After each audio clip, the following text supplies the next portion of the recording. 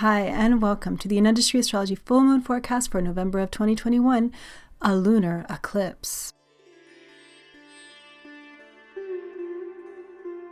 The moon is waxing, the energy and light increasing. How are you feeling? The moon is waxing, growing bigger and brighter.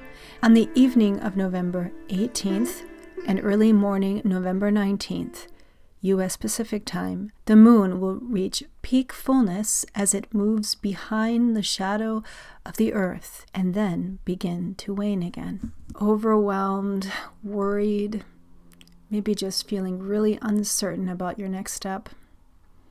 Lunar eclipses are portals of transformation. They open up the shadow realm. The places that we normally can't feel become apparent. And big shakeups can happen, surprises, and massive acceleration of evolution if we're ready for it. Eclipses are dramatic celestial events, one of the most dramatic things that can happen in the sky. And so they are an omen for dramatic events here on Earth as well. They're known to bring upheaval, shake up the status quo, create revolutions of some kind or another, and also reveal secrets and close the doors on old ways. So when one door closes, another door opens, right? So eclipse season is also a big push for new opportunity, new beginnings. They're pivotal times where we have some choice, although we are also swept up in destiny. This particular lunar eclipse has an extra potency to it, falling exactly at the degree of deep exaltation, 3 degrees of sidereal Taurus. This almost very close to total lunar eclipse is one of the longest that we've had since almost 500 years. So this extra long lunar eclipse in this extremely potent degree of Taurus, which is this deep exaltation of the moon, really seems to suggest that this is a grand finale lunar eclipse. In fact, it is the last lunar eclipse we will have in sidereal Taurus for quite some time. This Rahu in Taurus, sidereal Taurus, and Ketu in Scorpio placement that we've had through much of the pandemic is well known to be one of the most torrential, treacherous, I guess it's the word, areas for the eclipses to be happening, because it's where the moon is exalted and debilitated. So every time we've had a lunar eclipse, we have a very exaggerated, extreme relationship to that eclipse. So this is the final lunar eclipse we're going to have like this, and it's in the deepest point of exaltation, bringing up issues ruled by Taurus, involving security, money, currencies, economics, resources, agriculture and food, things that are basic, our safety, our sense of security. Now, according to Vedic Astrology, it's never recommended to stare into an eclipse, unless you are doing some very special tantric ritual, maybe. The reason being is that the light of the shadow is like a dose of transformational energy. It's chaotic, and it can accelerate things, accelerate change and transformation in your life too quickly. So what is best to do is to go inside and close the curtains and sit down and meditate or pray or journal, do some kind of contemplative inner work, because this is not like a normal full moon. This is a full moon of shadow. So it's a time you can turn and shine the light within and really maybe open up some new awareness into what your true feelings are in situations, or just a healing sort of intention or clarity about your path ahead. In fact, this lunar eclipse is happening in the nakshatra, the Vedic lunar mansion of Krittika nakshatra. Krittika is a star of clarity and truth.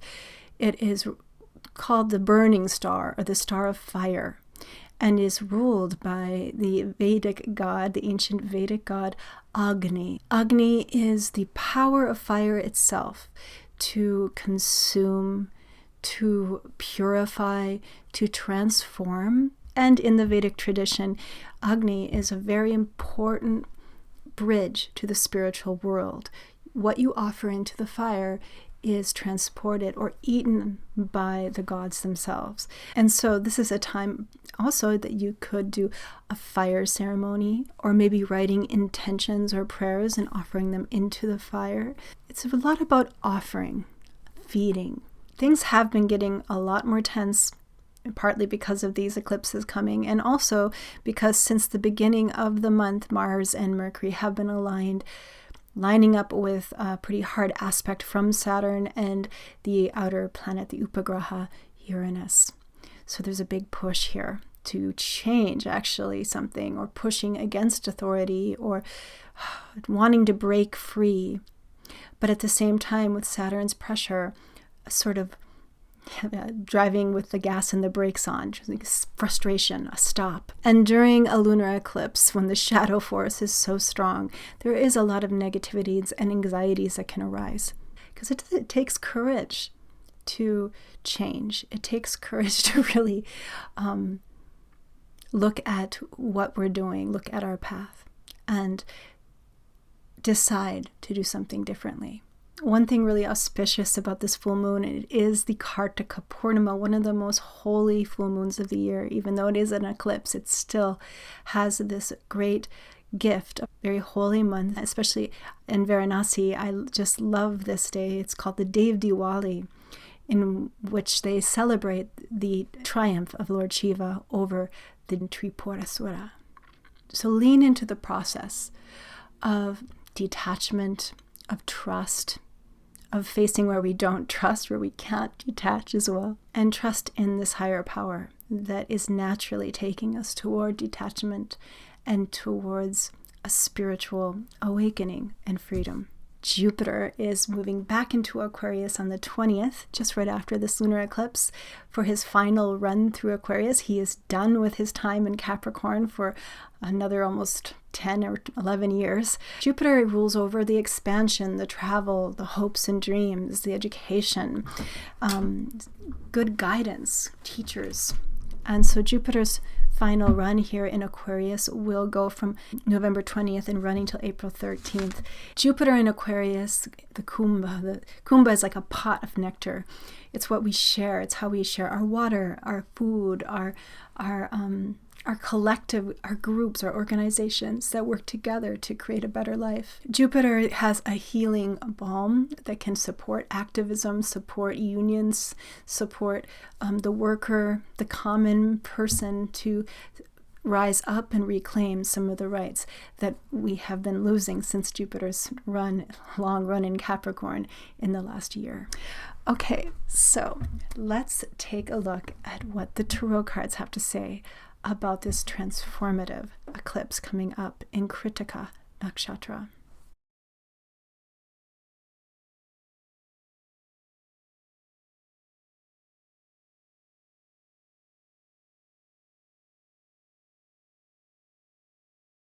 Okay, so the first card we got is the Ten of Wands. One thing about eclipses is there's a lot of tension. It's heavy. And actually we have the Ten of Swords as well. Both of these talk about a breaking point. There is just simply too much, and then it has to change. And so there's a great deal of tension leading up to this lunar eclipse. And it seems to suggest that there's an inevitable kind of transformation coming in the days surrounding this lunar eclipse. So take care of your nervous system. Try to relax. The Ten of Swords can feel like a nervous breakdown or just like you've had enough of a situation.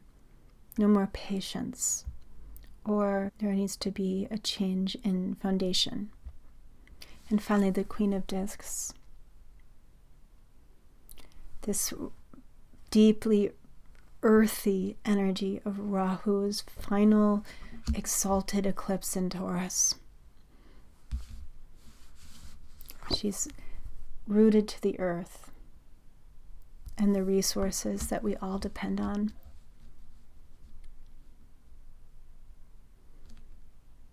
How do we plan for the future when everything is changing? How do we root? How do we ground ourselves when we're in a sort of a storm of uncertainty? Take a look. The old standards are changing. It's time for a new door to open. See if you can re-simplify. See if you can reconnect to the source, to the root chakra, ground into the earth. It's where you come from, and she will not abandon you. If you can't take any more, if you're tired and can't see clear the road ahead, stop and allow for spaciousness and time. Allow for a reconnection to your heart, to your mind. You are nourished, supported, and fed. Always. Thank you for coming to the Industry Astrology Full Moon Forecast.